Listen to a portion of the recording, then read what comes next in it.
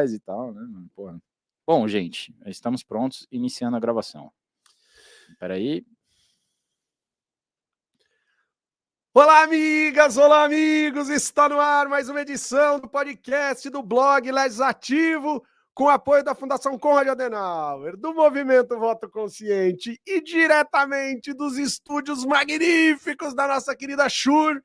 Eu, cientista político Humberto Dantas, nesse dia 1º de dezembro de 2023, de touquinha de Papai Noel e tudo, ao meio-dia, 56 minutos, na companhia inigualável, inestimável, fantástica e sensacional dos cientistas políticos Graziela Testa e Vitor Oliveira, trazemos até vocês algo sobre os parlamentos. Tá bem, Grazi? Tá bem, minha filha? Como é que tá? Tô bem demais. Tô aqui presencialmente com vocês, fazendo essa edição especial natalina de início da estação de Natal, né? Árvores montadas, Humberto de Papai Noel, e super feliz de estar em São Paulo. E apesar dos pequenos problemas técnicos, a gente está desenrolando e várias novidades boas que vêm por aí, mas que vão só ser um mist agora, mas vocês vão saber perto do Natal. Próxima estação, Natal. Desembarque pelo lado direito do trem. Tá bem, Vitão? Como é que tá, meu filho? Tô bem, achei curioso aí. Humberto, depois que ele virou uma pessoa, assim, acho que mais iluminada, né? Largou o carro, passou a usar transporte público. Você vê que ele tá mais iluminado. O Vitor tá falando isso, ele veio de carro, tá, gente? Não, total. Mas eu vim de busão. Não, e assim, eu me arrependo amargamente, mas é que eu tenho que ir pra Cotia depois. Cotia. É isso. Eu odeio toda vez que eu tenho que pegar o carro, né? E hoje eu lembrei mais uma vez do porquê. Mas é isso, né? Estamos aqui nos incríveis estúdios aqui da nossa querida Schur, né? Eu já falei mais de uma vez aqui da admiração que eu tenho pela empresa, pelos equipamentos, e não é porque eles, né, são nossos parceiros que eu vou deixar aqui de elogiar, pelo contrário, né? Se a gente elogia de vez em quando quem nem ajuda a gente, mas mais a Schur que está nos apoiando aí com microfones maravilhosos e tal. Então é isso. Muito feliz de estar aqui com vocês.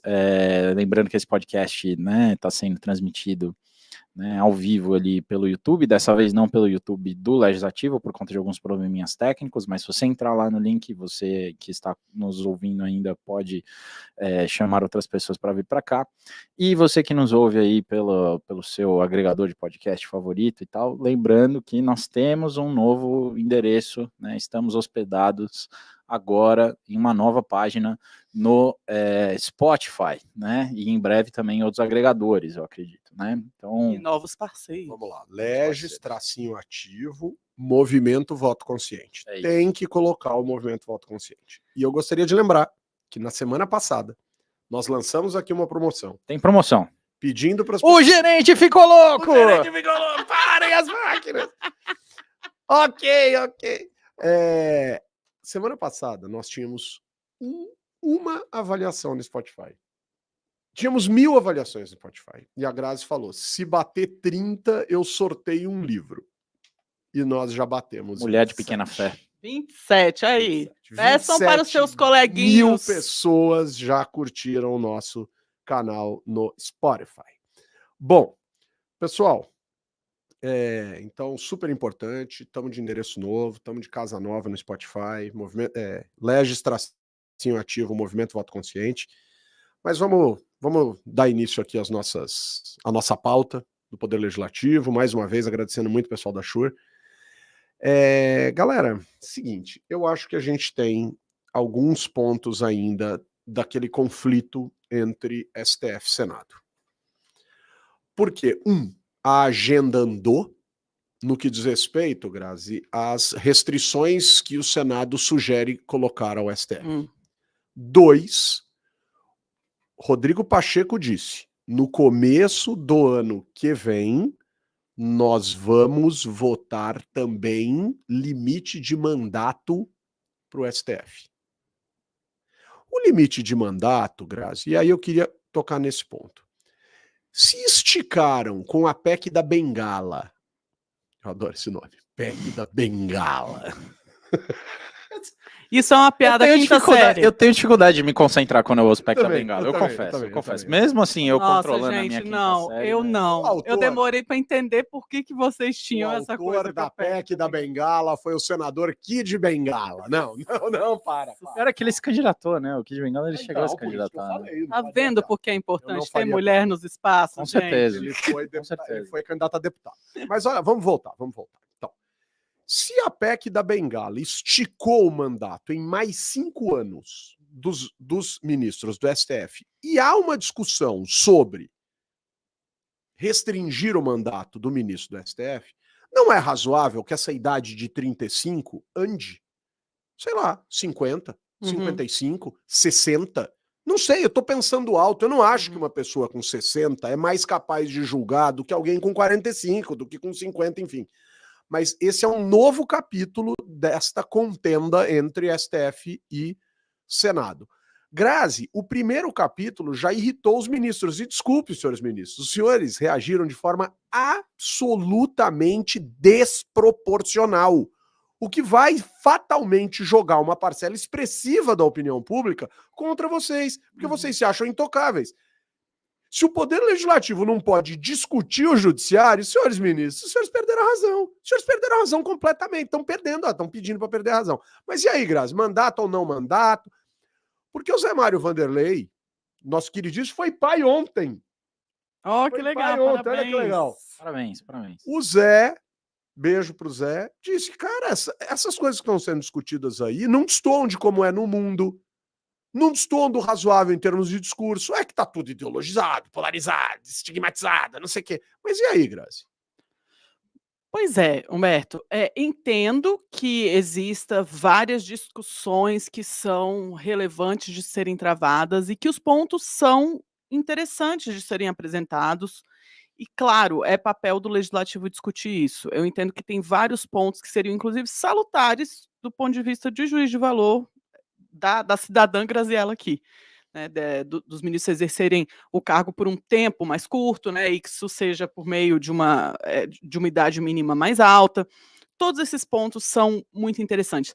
Mas você sabe que a coisa que mais me desperta nesse debate, que mais me chama a atenção, é tentar entender por que o Pacheco e o Senado estão fazendo esses movimentos agora. Isso que está me chamando a atenção e que está me levando a pensar, porque me parece que existe uma dificuldade de achar o lugar de poder, qual que é a função efetiva do Senado depois do super fortalecimento do Lira e da Câmara dos Deputados em geral. Né? E aí eu tenho alguns palpites a respeito do que pode estar acontecendo, de coisas que estão sendo muito pouco faladas. A cláusula de desempenho está surtindo um efeito muito forte na forma como as pessoas se organizam nas suas estratégias eleitorais. Né? E a cláusula de desempenho e também o cálculo dos recursos. Tudo isso, a cláusula e o cálculo do que o partido vai receber na legislatura seguinte, é baseado em cima da votação para deputado federal.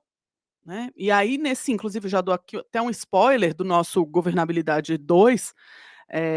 O gerente ficou louco mesmo, hein? Que isso? Ó, tá vendo? Hoje é dia. A gente atrasa, mas a gente é fofoqueiro. Hoje o bagulho tá louco.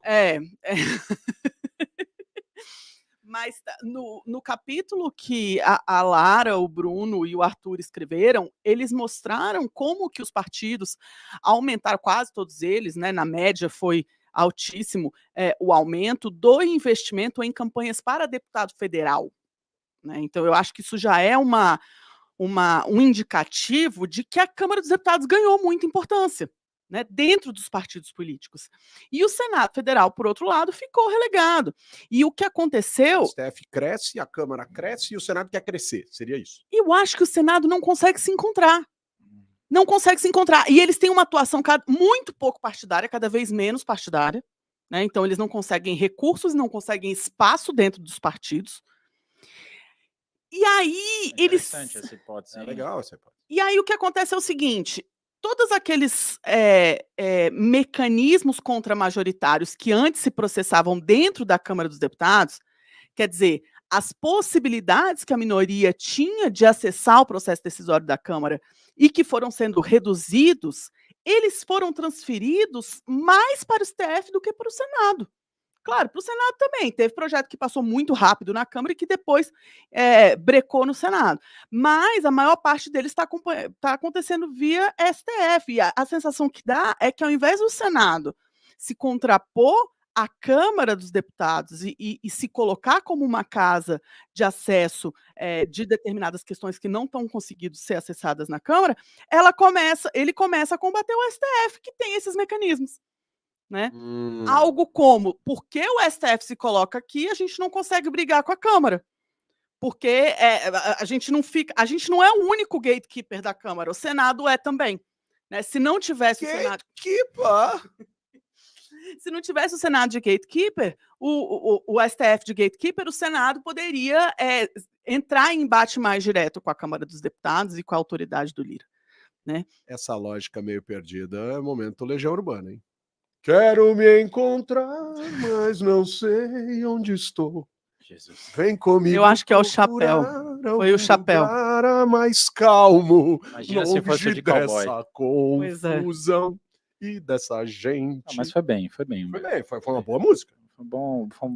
Foi uma boa influência musical. Você colocou aí toda a sua impostação de voz de barítono que você tem. Super brasiliense. Chique. Gostou? Chique. É isso. Cantor da Deca, né? Só canta no chuveiro. Mas vamos lá. Olha o jabá aí. Mas, Vitão, e aí? Como é que você vê essa percepção da Grazi? Gostei muito do que a Grazi falou, porque eu não tinha pensado que parte da motivação, às vezes inconsciente, né? Talvez, de repente, não é uma coisa nem assim, mas eles estão sentindo que tem assim uma pessoa que fala, pô, os caras estão aqui, quem tem que brigar com o Lira é a gente, não são vocês, né? Eu acho que do ponto de vista institucional, a gente entrou num terreno meio pantanoso, meio movediço, num areal, né? Eu estou tentando achar vários nomes aqui enquanto eu penso no que eu vou falar,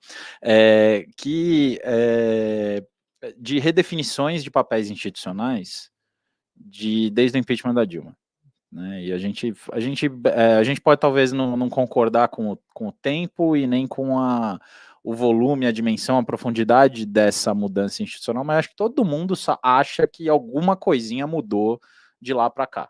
Cara, de 13 a 16, talvez esse período, e dali para frente eu tô totalmente contigo. Mudou muita coisa e muita gente ainda não entendeu o que mudou.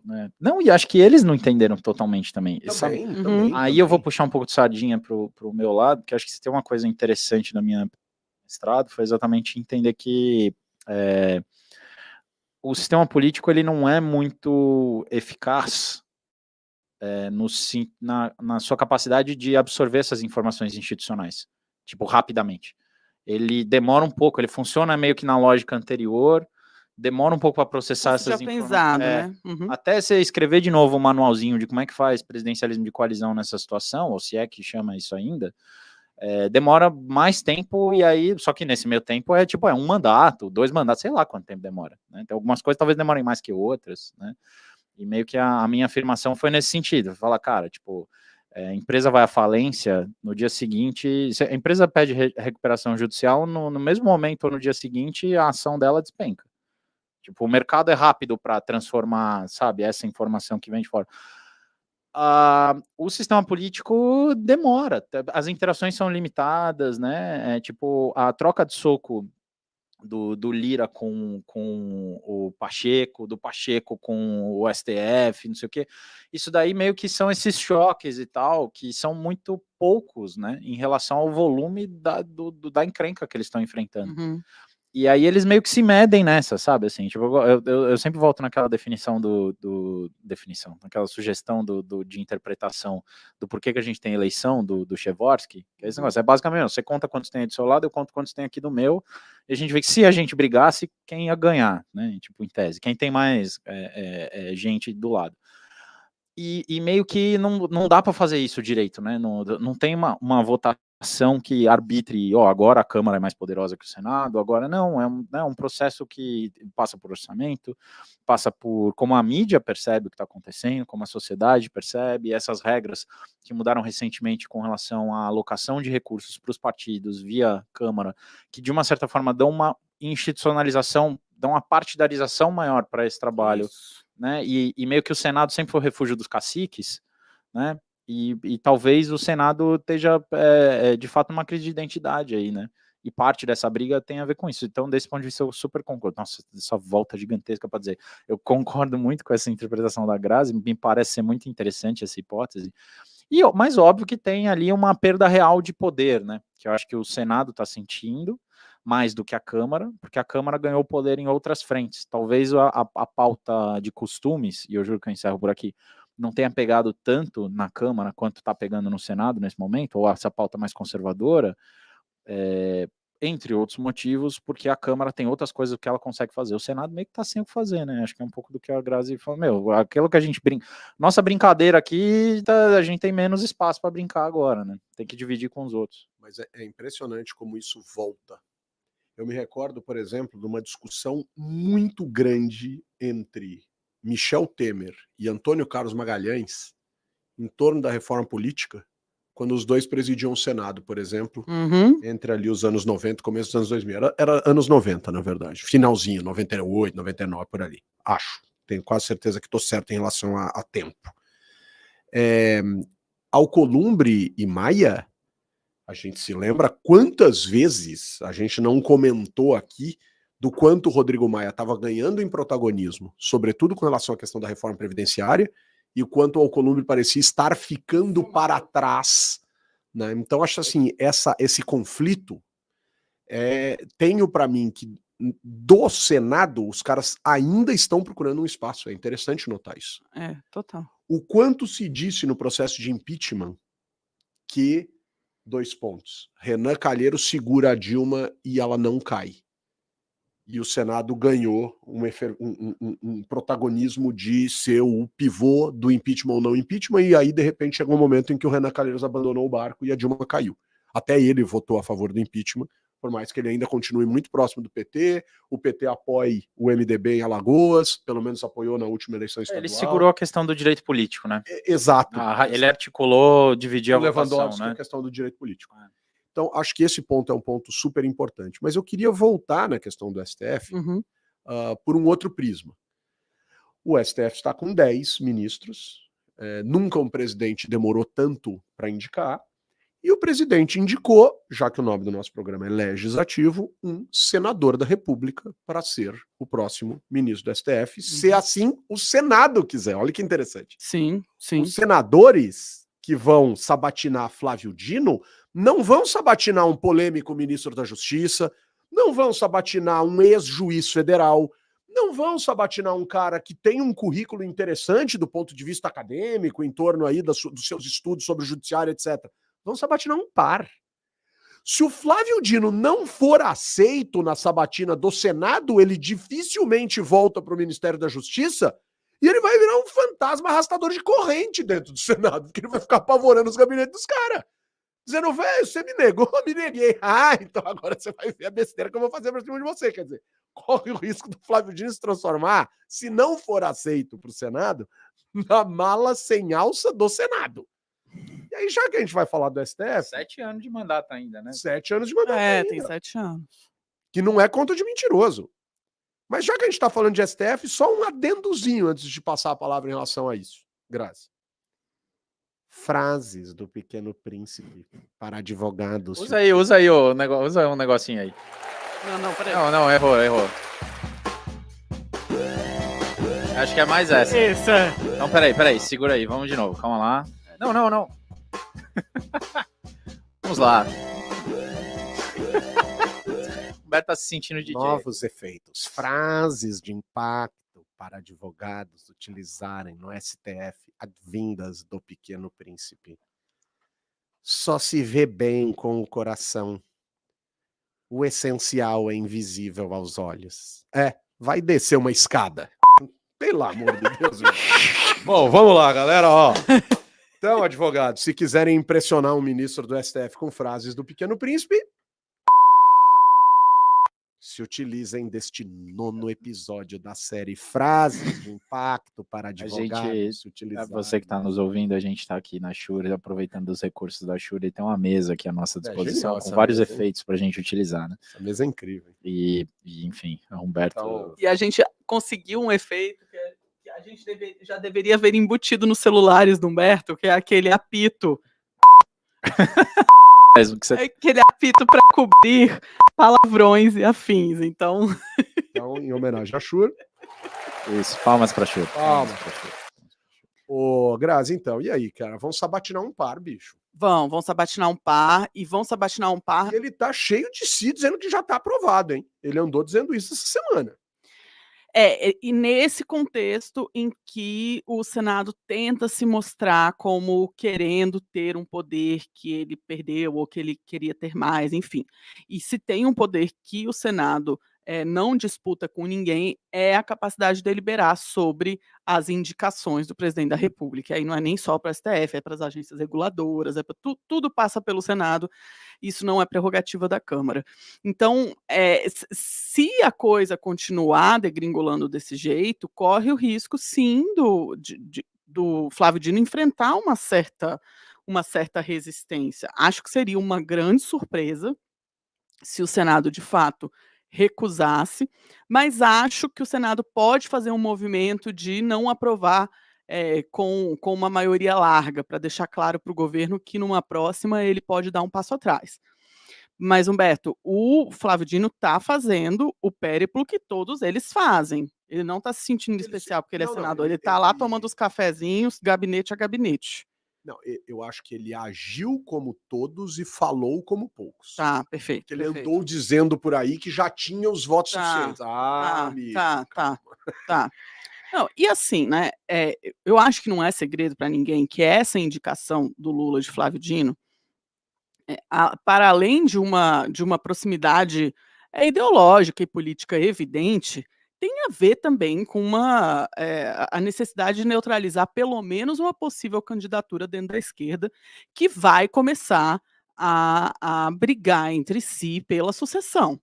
Né? Se não a sucessão do Lula agora, porque muito provavelmente ele vai tentar a reeleição, essa sou eu falando, pode ser que alguém... Não, sério, faço minhas, as minhas palavras, não sei como é. O seu sentimento, as suas percepções. Eu concordo, foi isso que eu quis dizer.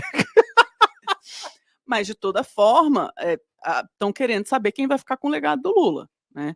Lula sempre gostou e apoiou a Haddad, todo mundo sabe disso, provavelmente essa indicação para o Ministério da Fazenda teve a ver com isso, olhando inclusive para o passado recente brasileiro, sobre os dividendos políticos que Fernando Henrique colheu da sua participação no Ministério da Fazenda, e se Flávio Dino não fosse indicado para o STF, dificilmente ele ia se conformar em parar ali no superministério dele.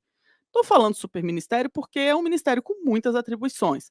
Né? Se falou, inclusive, de forma muito profunda de dividir segurança pública com justiça, e Flávio Dino não quis, porque não quis perder atribuições, e muito provavelmente por causa dessa solicitação dele não foi dividido. Então ele já está com um poder muito relevante, mas ele não quer parar aí. Então, se o Flávio Dino não fosse indicado, ou se ele não for, se o Senado votar contra ele, ele volta a ser essa pedra no sapato de quem vai querer tentar a presidência. E conhecendo o perfil dele, provavelmente vai ser uma coisa do tipo, eu tento com o PT ou sem o PT. Né, vamos ver o que vocês querem para o futuro. E aí o caso é se o PT quer enfrentar um próximo Ciro nas próximas eleições. Mais um Ciro. Né, mais um grande ressentido, com talvez a diferença de que, não posso estar enganada, mas que existe um apoio político relevante de um certo setor ao Ciro, ao Flávio Dino, que no caso do Ciro já estava desgastado. Né? O Ciro foi atrás de um eleitorado que ele não tinha, porque ele já estava muito desgastado de um eleitorado tradicional dele. Acho que o Flávio Dino não, ele tem um eleitorado muito fiel, sobretudo regional, né, de caráter regional. Então, o PT não quer essa pedra no sapato, o Lula não quer essa pedra no sapato. Acho que mais do que tudo, e o tanto que ele sofreu por todas as críticas que ele recebeu e deve continuar recebendo por diminuir a quantidade de mulheres e não aumentar a quantidade de pessoas não brancas no STF, se deve a esse cálculo. Né? Então, é uma pessoa de confiança e você já resolve um problema do outro lado, de não ter que botar mais alguém na disputa pela sucessão. Muito legal, muito bom. Importantíssimo isso. Ou seja, Flávio Dino fora do STF e possivelmente candidato à presidência da República, receberá explicações do tipo: o que esse cara tá fazendo aí? Tatu não sobe no toco. Ô, Vitão. Não, acho que as metáforas do nosso querido Flávio Dino são melhores que as do Ciro Gomes. Bom, desculpa. De novo, eu não tenho condições emocionais. A gente não tem idade para ter brinquedo novo, gente. Esse é o problema. Eu não tenho condições de comparar o Ciro Gomes com ninguém. É óbvio que o Flávio Dino é melhor que o Ciro Gomes, mas vamos lá. Vitão. Certo. Utilizando-se deste debate, Lula também indicou o novo PGR, um sujeito, Paulo Gonet, considerado conservador, criticado pela esquerda e bem visto pela oposição. E uma das estratégias de Lula, ou não vou nem dizer de Lula, não é do Lula, uma das estratégias do governo seria fazer com que a sabatina dentro da CCJ fosse simultânea entre as figuras.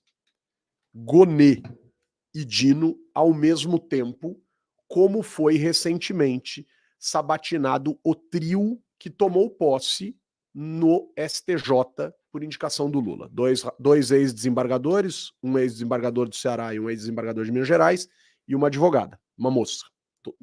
Eu não vou dizer doutora, porque eu não sei se ela tem doutorado. Daniela alguma coisa. E eu, né, mais com mais é mais, a gente não precisa ficar usando esse treco. Mas então, Vitão, a ideia é a seguinte: se colocarem Gonet e Dino ao mesmo tempo, há uma percepção dentro do Senado que Dino sofreria menos. Faz sentido, e a oposição tanto acha que faz sentido que já tá brava e tá querendo gritar, dizendo que não pode fazer. E o Alcolumbre, presidente da CCJ, e o Pachecão, presidente do Senado, estão no clima, dizem eles, de encerrar esse lance todo até o final do ano, pro Dino e o Gonet tomarem posse no ano que vem. E aí? Vamos lá. A posição tá certa, hein? Reclamar disso aí. Né? É um absurdo, cara. Eu acho engraçado esse porra da Grazi, porque tem um M no final. Não é porra. E ela nem é carioca, né? Ela nem é carioca. Isso é influência do Lombardi. Parece que ela veio de Niterói. É do Lombardi. Porra. Porra. Muito bom. Mas e aí? Cara, assim, é você reduzir, e assim, com todo respeito aos outros cargos que são sabatinados no Senado, que de fato, cara, é muita coisa, e se tudo tem que passar pelo plenário, se fosse ainda dividido pelas comissões, e as comissões tivessem poder, no Senado costuma chamar terminativo, né, assim, de não precisar, de dispensar a competência do plenário, eu acho que as sabatinas seriam melhores, até, e mais disputadas nas comissões. Mas seria um problema porque os líderes teriam menos controle. Mas independentemente disso, a indicação para o Supremo Tribunal Federal é provavelmente o maior poder que o Senado tem, além da questão do impeachment. Acho que são os dois maiores poderes que o Senado tem. Né? Pô, decidir quem que vai ser o próximo indicado, tipo, um voto de 11, né? Então 1 sobre 11, quase um décimo, um pouquinho menos de um décimo, menos de 10% de uma decisão que pode ser definitiva em relação a diversas coisas que é do Supremo. Acho que o governo, ao mesmo tempo, está fazendo um jogo que faz sentido, que é tentar reduzir a pressão sobre o Dino. Recentemente, o noticiário foi muito negativo em cima do Ministério da Justiça. Né? Então, assim, tem um monte de pressão ali. Eu acho que em outros tempos seria, cara, mamão com açúcar, ele faria com muita tranquilidade, nadaria de braçada nessa indicação. Principalmente por ser político, e exatamente saber o que é aquilo ali. Ser político e ser bom tecnicamente. Isso. É um ex-juiz federal. Não, ele é um ex-juiz federal. O povo vem, aí veio o povo falar, não, porque não tem, como é que é o que... Notável saber Notável jurídico. saber. Cara, quem define o que é notável saber, primeiro? Não, e assim... Quem faz essa definição? Ele é bem melhor do que alguns que lá estão. Exato, cara. Sim, e não é por achismo, é por saber mesmo. E a gente sabe a qualidade dos programas de pós-graduação em direito nesse país. Né? Em comparação a outras ciências sociais e humanas, os programas de pós-graduação em direito são bastante problemáticos. E eu nem estou dizendo que os nossos são bons. Por honraria, né? Porque certos alguns e alguém recebem uns títulos aí. Então, assim, o cara me vem dizer que é doutor em direito, especialmente porque os caras fazem, né? Entra no programa de pós-graduação, que nem é um problema em tese. Mas é que a gente sabe que eles fazem isso é meio que uma burla do caminho tradicional do Brasil, que nem é tão bom assim, mas enfim. Só para não desviar muito do assunto.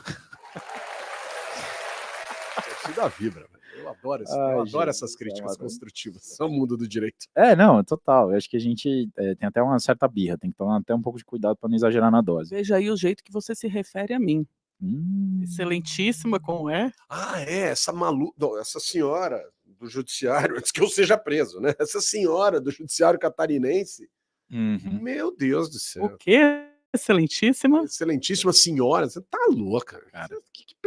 Que é isso? Imagina essa pessoa no espelho. Mas, Vitão... eu não queria ter essa imagem, mas só para fechar.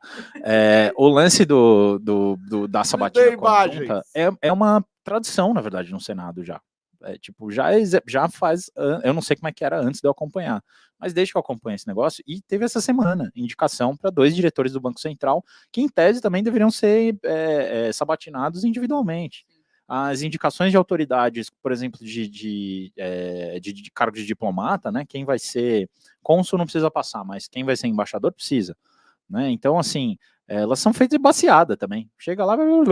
Agência reguladora. Agência reguladora. Então, assim... atrasa, aí vai 10 de uma vez. A gente já vive um jogo de apenas faz de conta nessas sabatinas há bastante tempo. Os votos... As sabatinas em si não servem para muita coisa. A votação até serve, né? Assim, eu não acho que a sabatina deveria ser... Para mim, a sabatina é muito mais para informar a sociedade do que para informar o voto daquelas pessoas que estão ali. O voto vai ser partidarizado, a gente já sabe, né? Eu acho que, no máximo, é um lugar em que o cara pode pisar numa casca de banana, escorregar e se dar mal, falar uma besteira muito grande, e aí sim. Né? Mas o cara, o Dino vai chegar lá preparado, é um cara... talvez o grande obstáculo para ele seja o próprio ego dele. Né? Que o fez declarar que tinha os votos suficientes. Sim. Que acha que vai ter 53 votos. Ele falou. Então, assim, e essa semana, inclusive, queria deixar aqui registrado, dar os parabéns para o Rodrigo Teixeira, que foi aprovado diretor do Banco Central. Ele foi meu professor na graduação, cara, por quem eu tenho muito respeito, mas ainda assim critico a maneira como foi. Deveria ter sido isolado, sabe, assim. Boa. Então, enfim. Deixa eu aproveitar esse ponto que você está trazendo aí das indicações políticas, etc. Porque assim, né? Aí o Lula indicou o Dino, aí as pessoas, mas isso aqui tá parecendo um programa sobre o STF. Cara, é sobre o legislativo, gente. É um legislador que vai ter que passar pelo legislativo. E aí veio um outro legislador, um par dele, que tá, com todo o respeito, assim, é só uma interpretação, tá, senador? É só uma interpretação, não fica tristinho, chateadinho, não faz beicinho, não chama a cônjuge para me bater e tal. Cuidado, assim, não vamos criar problema à toa, mas assim, se dissolvendo de inveja, não que ele quisesse ter sido indicado pelo Lula, mas óbvio que ele sonhava em ter sido indicado pelo Bolsonaro para o STF, qualquer imbecil sabe disso, a imprensa noticia isso largamente, por mais que o cara por vezes negasse, tal, não sei o quê, mas qualquer idiota sabe que o sonho do cara era ter sido indicado para o STF, e o Moro veio e criticou a indicação do Dino sob o seguinte argumento: esta é uma indicação política. Eu utilizei... Droga, eu errei o botão, peraí. Não, mas esse é... Bom demais! Sérgio Moro. Não, peraí. Então vamos lá. Olha só, muito dessa mesa, olha só que interessante. Então vamos lá. Nossa, já imaginou uma na casa de cada um, né? Meu Deus do céu, o programa ia ser só isso. Mas vamos lá. Olha só que maluquice isso. Senhor Sérgio Moro, um presidente da República, que o senhor tentou derrubar recentemente, né? E botou um ex na cadeia. Um presidente da República é uma figura política. E presidente da República nenhum dos últimos anos tem capacidade absolutamente técnica para fazer a indicação de um ministro do STF. Me desculpa, não tem. Técnica não tem. O Lula não tem, o O Collor não tem, o Fernando Henrique não tem, a Dilma não tem.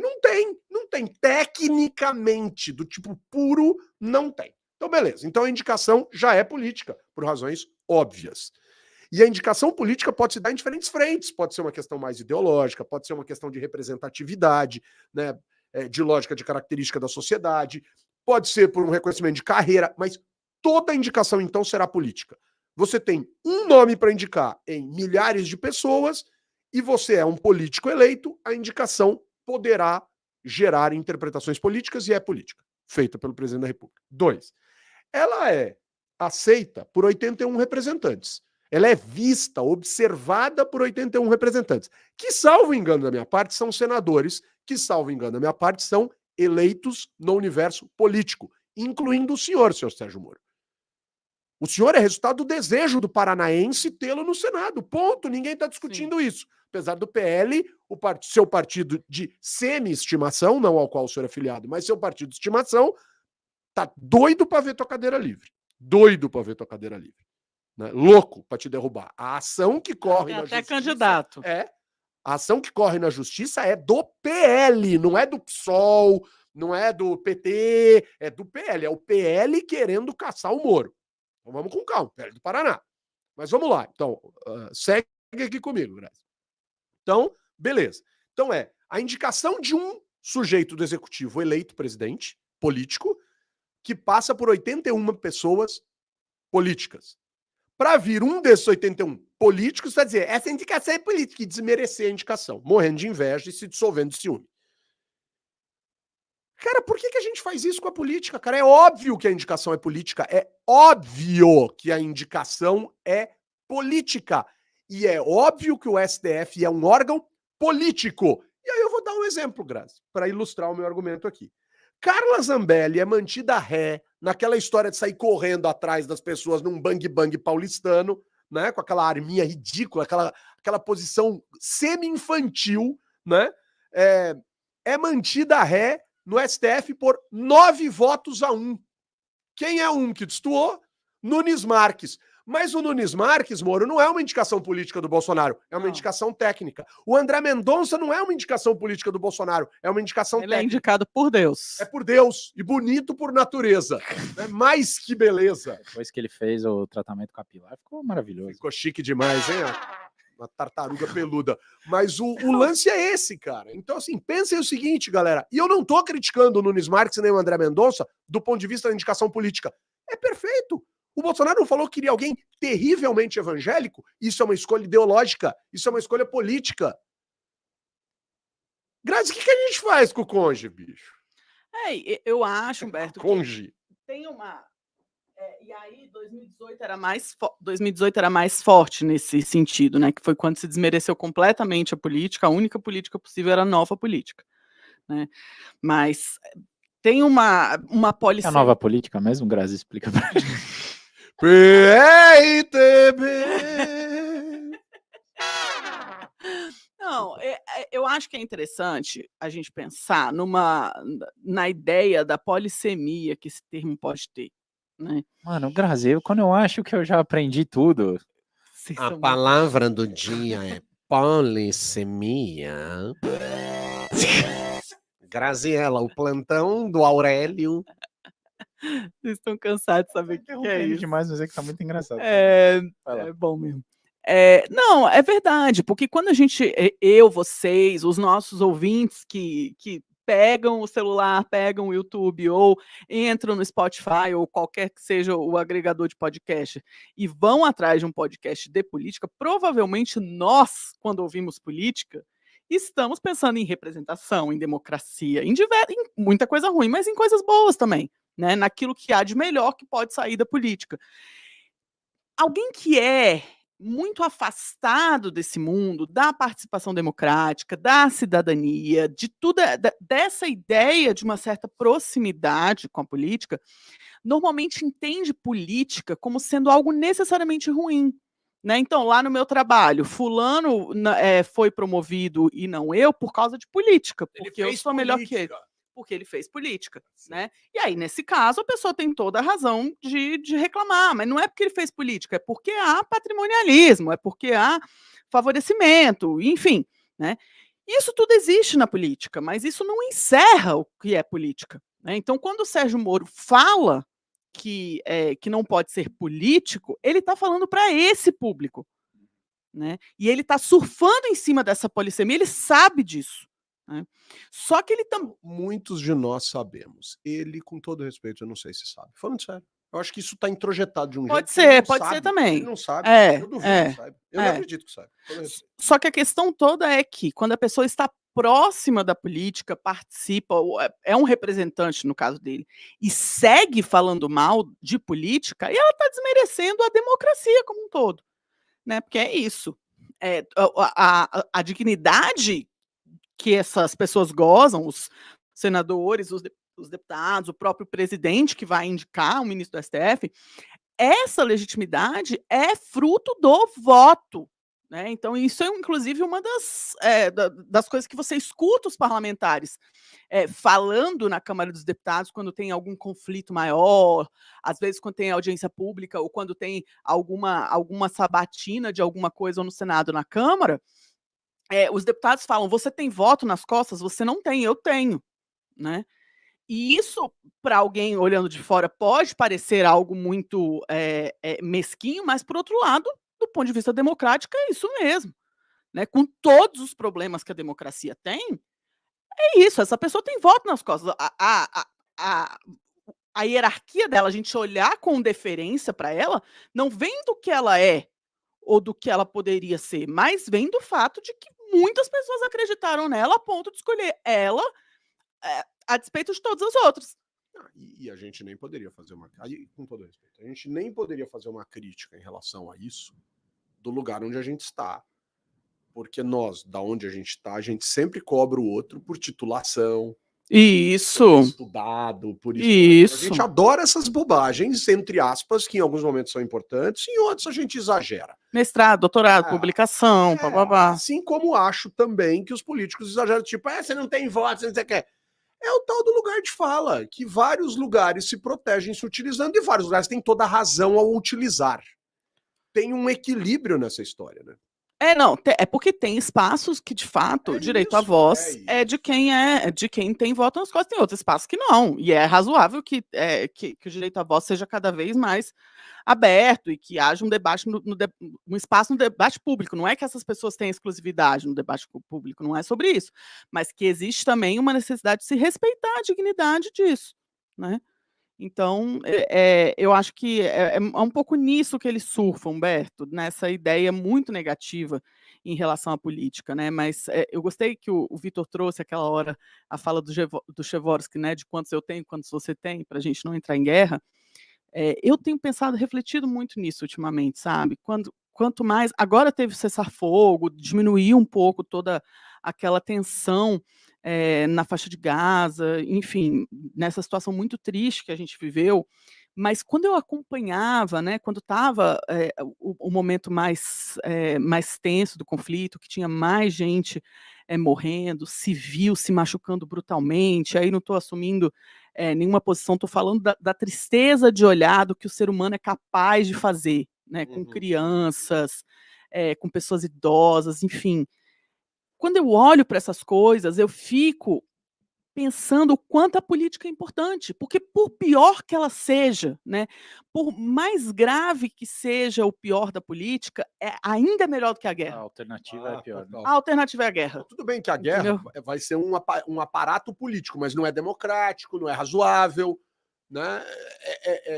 É importante isso, cara. É importante. Não, é a opção à guerra. É isso. É isso aqui. Quando você pensa isso é a opção à guerra, é necessariamente bom, porque qualquer coisa é melhor que a guerra. Isso. Quando eu estou discutindo a questão assim de quanto que a violência ela é muito capaz de criar na política. Sim. Né, de destruir e criar também, mas ela é uma força, né? E quando você tem uma perspectiva mais revolucionária, necessariamente mais violenta, mais de ruptura dos processos, mais de choque, ela obviamente é criadora também, é uma força da política, ela pode ser, e obviamente que existe, mesmo no contexto democrático, a gente tenta criar mecanismos para evitar que a violência permeie e defina os resultados, mas é óbvio que existe, e a gente poderia levar isso para outras discussões aqui, filosóficas e tal. Mas o Acho que a grande questão é que aí é uma questão normativa mesmo, né? A gente fez uma opção Sim.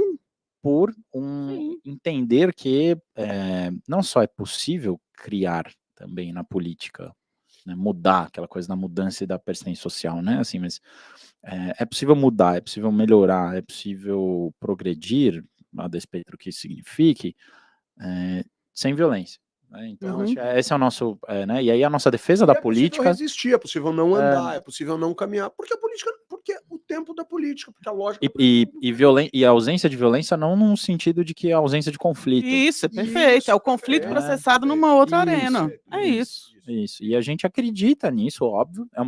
Tem um lado que é crença, tem um lado que é ciência, do tipo, a gente sabe que isso daqui funciona, ou pode ser um caminho, né? E a gente opta por tentar melhorar. E aí, quando vem uma fala de um Mané, Zé Mané que nem esse, Zé Mané, senador da República, que fala um negócio desse, por mais que ele esteja se comunicando com um determinado público, por mais que ele esteja imbuído organicamente desse valor e dessa visão de mundo, não dá para não dar uma burdoada. Porque se a gente não fizer, os outros não vão fazer, porque a visão mainstream da política, inclusive de jornalistas, inclusive de gente que estudou, inclusive de gente do direito, de médico, de não sei o que e tal, de gente que tem poder na sociedade, é essa, de que política é um negócio ruim, isso que a Grazi estava falando, tipo, o cara foi promovido porque fez política. Eu falo, peraí, você não está no ambiente social, uma organização, uma empresa não é um ambiente também social, não é um ambiente em que existe poder, em que existe assimetria de poder. Logo, é um ambiente político. Você não fazer política no ambiente de trabalho, ou não entender que isso faz parte do processo, significa que você talvez não seja um profissional tão bom assim. Não, profissional tenebroso, profissional frágil, fraco. Inclusive, desculpa, eu vou mais longe, hein? Eu vou exagerar aqui. Um ser humano com fragilidades expressivas do ponto de vista de relacionamento. Porque se você não assumir que a sua vida, que as relações da vida, nós três aqui, isso, nós promovemos política entre nós, no nosso grupo de WhatsApp, no nosso convívio, nos nossos encontros, né, na forma como a gente se relaciona, nas coisas que a gente conquista, nas coisas que a gente perde. A maneira como a gente se atropela na fala, como a gente se olha, tudo isso é política, cara. É lógico.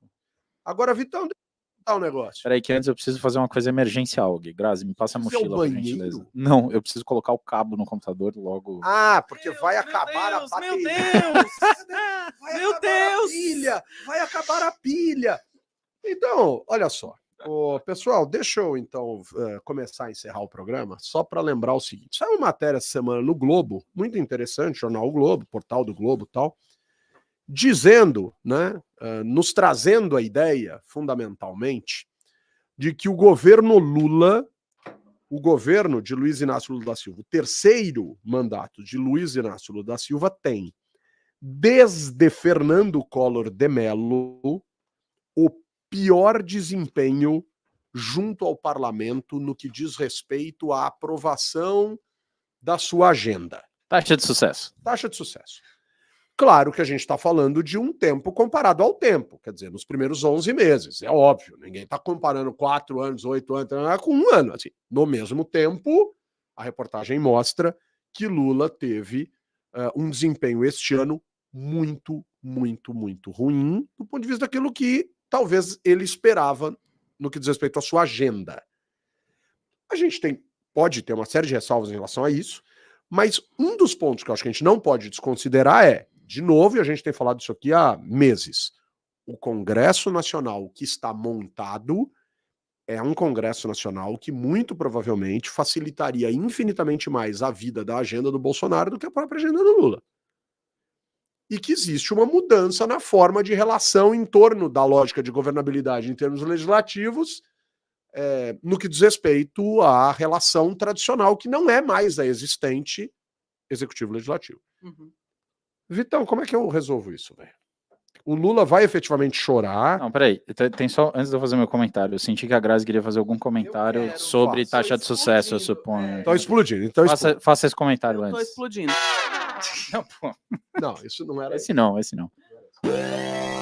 Não. Exploda. Esse foi bom. Esse é bom. Não, eu tive algumas conversas com jornalistas essa semana que eu tenho uma dificuldade com o uso desse indicador. Porque que é esse indicador? Eles comparam o número de projetos apresentados por presidente num determinado período de tempo. é razoável que seja o mesmo período de tempo. Acontece que eu não sei se pode ter sido uma mudança no processo legislativo que mexeu nessa lógica. Então, antes, eu aprovava 100 projetos com 2 dispositivos, agora eu aprovo 2 com 100 dispositivos. Esse dado só me diz o número de projetos. Então, o que eu posso fazer? Ou eu vejo dispositivo a dispositivo, que ninguém vai fazer, porque dá um trabalho desgraçado. Mas que foi a maneira como o Limonge, a Angelina e a Andrea fizeram. Acho que a Andrea principalmente. A Andrea, o Limonge e a Angelina não. O Arantes faz e tal, mas quando você precisa usar dados de dia a dia, não é possível. Mas o que dava para fazer? Eles compararem o quanto de projetos foi aprovados de origem executiva com o tanto que foi aprovado de origem legislativa. Né? Porque aí você já tem você compara a proporcionalidade não absoluto. Né? E aí, quando eu pedi isso, ninguém falou nada mais para mim. Então, eu não sei se foi, se eles não quiseram fazer, ou se não, quando bater, o resultado não dava em nada e não dava matéria. Entendeu? Aí, claro, a gente precisaria comparar com os outros anos, tal, mas esse ano deram entrada de projetos de deputados, algo em torno de 5.000 projetos, e foram convertidos em lei algo em torno de 50 projetos. Uhum. Foram 56 votados, se não me engano, e 53 aprovados. Saiu no legislativo desses dias. É o texto do Vitor Vasquez. A estreia do Vitor Vasquez. Aqui a gente deixa aqui um abraço imenso. 5.000 projetos, 4.900, 5.000 projetos, 56 foram à votação, 53 foram aprovados. Quer dizer, o portal do sucesso é ir à votação. Isso. Né? Quer dizer, a dificuldade... O funil é a agenda. Ótimo. O funil é a agenda. O funil é a agenda. 56, 53. Mas, cara, é 1%. Será que nos outros anos... Porque é isso que você está dizendo, certo? Será que lá, quando o Itamar foi bem, os parlamentares também iam bem? Quando o Collor ia bem, porque pode ter mudado todo o processo, é isso? Não, porque a minha sensação é que é o seguinte, a unidade projeto, Humberto, mudou muito. Porque antes você apresentava um projeto e aí esse projeto era pequenininho e eram poucos dispositivos. Então você aprovava muitos projetos. Aí agora você manda um projeto e como o processo legislativo é truncado, tem aquela lógica do trem. Desculpa. Eu queria Cara, que isso? Tá interditando o debate aqui? Pois é. Desculpa, eu queria outra coisa. Como o processo legislativo é truncado, é a lógica do trem. O trem está passando, pega esse trem. Então, uma coisa que antes você passaria por um PL que você apresenta, agora você passa como emenda a uma medida provisória que está sendo deliberada já. Acho que só os ouvintes mineiros entenderam isso.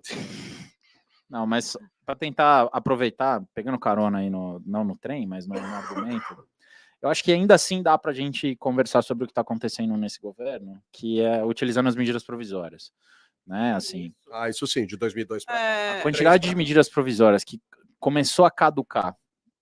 Essa foi uma prática que se estabeleceu ali no governo Dilma. É o Igor. Né? O deixar caducar e depois publicar uma outra.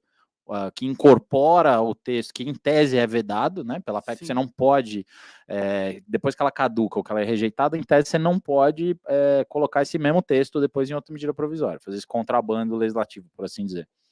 Começou ali na Dilma, virou uma prática no governo Temer, e do governo Bolsonaro em diante, e nesse governo Lula atual, deixar a medida provisória caducar é quase a regra. É a maior parte das medidas provisórias estão caducando. Sim, isso é muito louco. As que não estão caducando são as que abrem crédito extraordinário, né? É coisa de que envolve recurso, orçamento, que inclusive foi o que artificialmente fez o Bolsonaro aumentar muito a taxa de aprovação dele de medida provisória. Então, emenda para a gente fechar. E a agenda econômica do governo? Que tinham 8 pautas importantes, que 3 são prioritárias, orçamento, tributário e mais alguma coisa, mas são 8 ao todo, e o Haddad está tendo problemas, dificuldades, e o líder do governo, enfim. O que a gente pode começar a encaminhar para esse final de ano no que diz respeito a essa agenda econômica? Acho que é coisa do copo meio cheio, meio vazio. O governo teve vitórias expressivas. Teve a questão do offshore aí. Que, obviamente, teve a ver com o que aconteceu recentemente, né? Não foi à toa que o Senado aprovou isso logo depois do líder do governo ter apoiado a questão do STF lá e tal, né? Que a gente conversou aqui semana passada.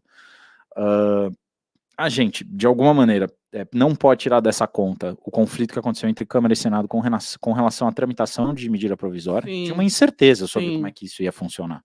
Então, óbvio que o governo mandou um monte de medida provisória que ficou, tipo, 3 meses sequestrada. E aí acabou a tramitação da medida provisória e falou, não, peraí, antes de, vamos deixar caducar isso aqui mesmo, beleza, a gente manda um projeto de lei, ó, vai ficar tudo certo. Acho que para o ano que vem, talvez o governo tente entrar com um pouquinho mais de ritmo, mas para mim está muito claro que a medida provisória não é uma vantagem tão grande quanto ela já foi. Tem alguns tabus, é muito engraçado isso, né? Tem algumas coisas que não acontecem porque são tabus. Aí a partir do momento que ela acontece, vira, não, beleza, pode acontecer. É meio que o negócio de caducar era isso, cara. Era um baita tabu. Fala, vamos, que vai caducar, vai caducar. Acabou o mundo. Meu Deus do céu, não, agora caduca, virou, né? Virou carne de vaca.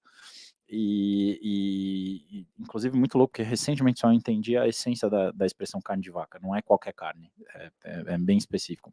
Outro dia, se a gente tiver tempo, conversamos sobre isso. Mas acho que é isso, assim, o panorama eu concordo muito com a Grazi, que até do ponto de vista metodológico, a gente precisa refinar, acho que a nossa argumentação com relação à taxa de dominância, sucesso, aprovação de coisa que é mandada pelo governo, contribuição do legislativo, contribuição do executivo para a matéria que é aprovada. Acho que, assim, os instrumentos que a gente tinha para mudar, para avaliar isso daí, eram grosseiros, relativamente grosseiros. Enquanto a coisa estava funcionando do jeito mais simples, era mais fácil. Hoje em dia, eu acho que é uma bússola complicada.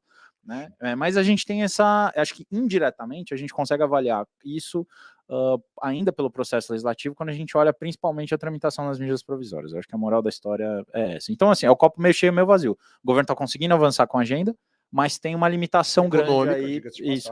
Com a agenda que está batendo com a do mediano. Isso. É a agenda que está batendo com a do mediano. Né? Não está avançando, a agenda, nem a agenda ambiental está conseguindo avançar. Né? Inclusive, teremos só eles vão aprovar essa semana ainda algumas coisas, aprovaram ou tentaram botar na pauta a questão da agenda ambiental por causa da COP, né? Assim, e porque o agro brasileiro está querendo ficar melhor na fita. Graziella Ghiotti Testa Bruce Lombardi. Oi, mano. Me dá um abraço virtual? Dou demais da conta. Então filma o seu abraço virtual, o seu próprio celular. Vai lá, Grazi. Olha, essa semana eu quero mandar um baita abraço virtual para o Gabriel Elias e para a Dani Sanches, que trabalham na Comissão de Direitos Humanos da CLDF, da Câmara Legislativa do Distrito Federal, e que receberam a turma de instituições públicas brasileiras da FGV lá. Foi uma baita aula para mim, aprendi muito os instrumentos de participação social por meio da comissão, que eu achei super interessante. Então, eles deram uma aula para a gente, foram extremamente generosos de fazer isso em semana de entrega de relatório final da CPI do 8 de janeiro, que a gente vai falar semana que vem, com certeza. Que cenas bizarras, deprimentes, que pessoas mais pequenas do ponto de vista de comportamento, que coisa infantil. Depois de uma CPI tão bem conduzida sobre alguns pontos, muito melhor em alguns momentos do que da própria CPI mista do Congresso Nacional, uma galera resolveu se mostrar infantil, mas ele vai trazer mas de um relatório que não correspondeu à CPI, esse é que é o caso, né? Então, mas enfim, eu queria mandar um grande abraço para eles. Questão de ordem. Que receberam a gente, exato. E também eu queria mandar abraço para os meus 2 queridos orientandos, para a Ingrid e para o Jefferson, que essa semana terminam seus trabalhos e vão receber seus canudos aí de fim de curso. Estou super orgulhosa, vai ser a primeira turma de administração pública da Escola de Políticas Públicas e Governo, então eu tenho um baita orgulho dessa turma. E estou muito feliz. Cilindro de veludo, Grazi. O famoso cilindro de veludo. Meu Deus, eu quero saber o que é isso. Onde vem canudo. O canudo. Cilindro de veludo. Uai. Que bonitinho, Vitão. Vitor Oliveira. Me dá um abraço virtual. Olha, vamos lá. Olha, ele até consultou a lista ali. Não, pior que não. Era coisa do trampo.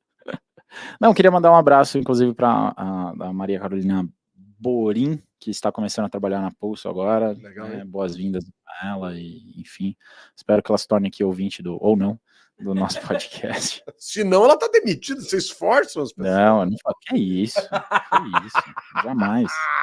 jamais, mas eu fico feliz, né, e mandar um abraço especial para, acho que os meus pais estão viajando, estou com saudade deles. Ih, vai para casa dos pais e os pais estão viajando, o cara vai tocar o terror em encontrar minha querida irmã, mandar um abraço para ela também. Mas queria fazer um agradecimento especial que é o pessoal da Shure, que sempre nos recebe muito bem, o pessoal da técnica aqui. A gente teve aí alguns probleminhas com relação a conseguir fazer o ao vivo, mas tenho certeza que o pessoal que está nos ouvindo, né, que vai ouvir a gente podcast gravado, vai gostar muito da qualidade do áudio e sempre muito bom, né, encontrar com vocês aqui pessoalmente e tal, estarmos juntos. Da série inigualável a qualidade do áudio aqui, mas nós três, em termos técnicos, falhamos com a transmissão. Acontece, né? Mas eu gostaria de pedir desculpas a todos aqueles e aquelas que tentaram se conectar ao meio-dia e nós tivemos aqui algumas desatenções conosco mesmo e não conseguimos fazer a coisa funcionar do jeito que a gente imaginava. Eu quero reforçar esses abraços do Vitão para a galera aqui da Shure e quero deixar um abraço muito especial para Mariana e para Marcela, que são duas pessoas muito queridas e que nos recebem muito bem. E começou uma coisa que eu amo. Eu sou um Spotify maníaco, cara. Eu amo o Spotify. E começou aquela história das listas de coisas que as pessoas mais ouviram ao longo do ano. Então eu quero deixar um abraço para quem mandou a lista para nós, mostrando que o Legislativo estava ali no top 5 dessas pessoas queridas. Então um grande abraço para Duda Vilar, para o Rodolfo, atleticano, Rodolfo, para o Pedro Silva, para Ana Victória e para a vereadora Marcela Trópia, do Novo de BH, de Belo Horizonte, que sempre nos ouve, né? E nós estávamos lá na lista dela. Com o apoio da Fundação Conrad Adenauer, do Movimento Voto Consciente, e hoje, com esse apoio absolutamente fantástico e especial da Shure, eu, cientista político Humberto Dantas, coloco ponto final em mais uma edição do podcast, do blog Legislativo, com foco absoluto no Legislativo. Beijo, Vitão. Valeu, gente. Muito bom estar com vocês aí, queria mandar um abraço para todas e todos que nos acompanham, sempre nos acompanharam ao longo desse ano. Esse não é o último programa do ano, né, mas já começando aqui, né, estamos na temporada de despedidas, né, então começou aqui, vai ter festa da firma, né, e semana que vem, inclusive, a festa da Pulso. E é isso, gente, um grande abraço aí para todos vocês e até a semana que vem. Boa. Beijo, Grazi. Até semana. Um beijo, meus queridos. É uma alegria estar com vocês aqui, vir a São Paulo e receber tanto carinho. E uma boa semana para vocês também. Obrigada aos nossos ouvintes que mandam, que nos marcam nos mais ouvidos do Spotify. Isso dá um calorzinho no coração. Grazi, você já tinha vindo a São Paulo, Grazi? Uma outra vez. E na Câmara do DF? Já tinha ido? Onde você mora?